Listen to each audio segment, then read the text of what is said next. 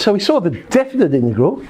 Now let's talk about the indefinite integral. The definite integral is called the definite integral because we come up with a definite answer. There is no pronumeral left in our answer. The x has been integrated, we've substituted in, we've come up with a number. The indefinite integral is when we don't have any numbers to substitute in. That's all the difference is.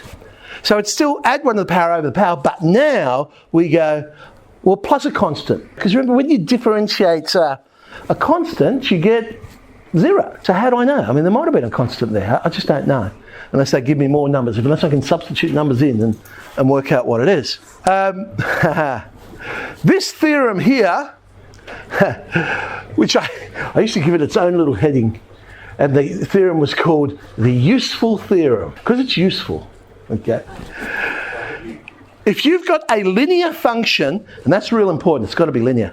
If you've got a linear function to the power of n, you can still just go add 1 to the power over the power, but you also multiply by the coefficient of x. It only works for a linear function, so be real careful. But if it is linear, and imagine the power was, I don't know, 6 or 7. I mean, you could expand it out using your binomial theorem, but that's going to take you a bit of time. If you notice it's linear, I don't have to expand the whole thing out. I can just go, oh, well, add 1 to the power over the power, bingo, got the answer. Right? So it must be a linear function. So something like, okay, a cubic probably wouldn't take that long to expand out. Add 1 to the power over the power.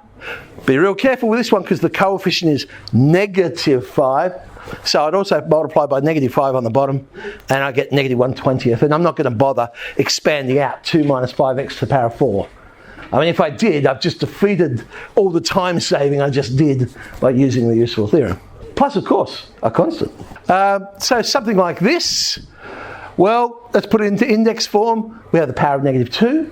In this case, it's really useful because it's not like I could expand that out. Add 1 to the power over the power, but times the coefficient. So in this case, times 3 on the bottom. And again, you'll notice I didn't even bother expanding that out.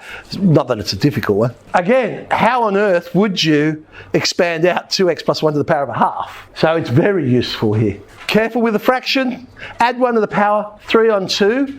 Invert, multiply, 2/3. But then on the bottom also, multiply by the coefficient of x is 2. We end up with 1/3. Well, there's the mere mortal answer. 1/3 of 2x plus 1 on 3 on 2.